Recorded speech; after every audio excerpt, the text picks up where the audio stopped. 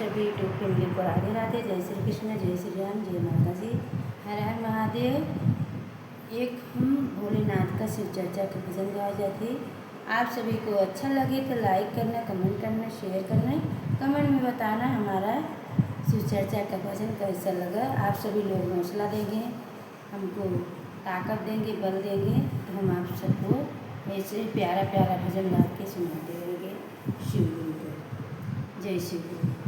बोई दी है भंगिया जमिया धतुरवा, बोई दी है भंगिया जमिया धतुरवा,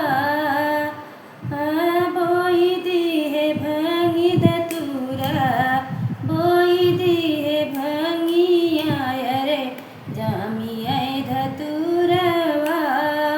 ढूंढत ढूंढत भोला के गंगा तीरे गईले, ढूंढत ढूंढत रे भोला जी के गईले, ढूंढत ढूंढत सखी गंगा तीरे गईले। शिव गुरु बैठल बाड़े गंगा जी के तीरवा, शिव गुरु बैठल बाड़े गंगा जी के तीरवा। बोई दी है भंगिया जमिया धतुर सखी, बोई दी है भंगिया जमिया धतुरवा। ढूंढत ढूंढत सखी कैलाश जी पे गईले, ढूंढत ढूंढत सखी कैलाश जी पे गईले। बैठल बाड़े शिव गुरु माता जी के बगले, बैठल बाड़े गुरु जी सती जी के बगले।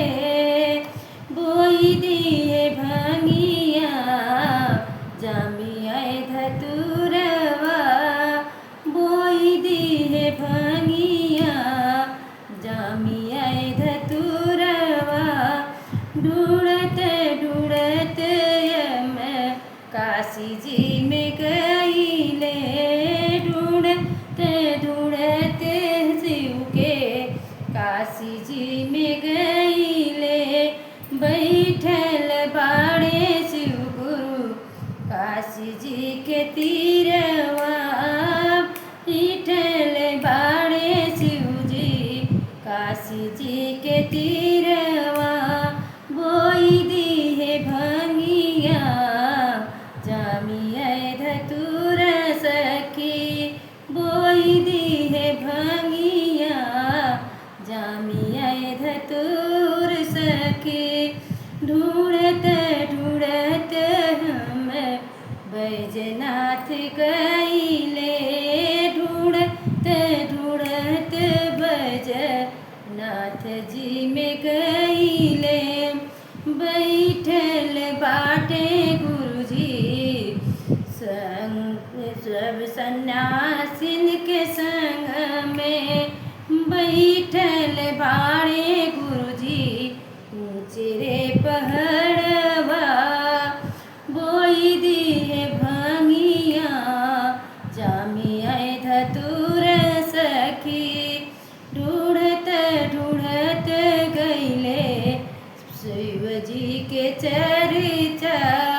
बैठल बाटे सब शिष्या के बीचवा, बैठल बाटे शिव गुरु शिव जी, बैठल बाटे शिव गुरु शिष जी के बीच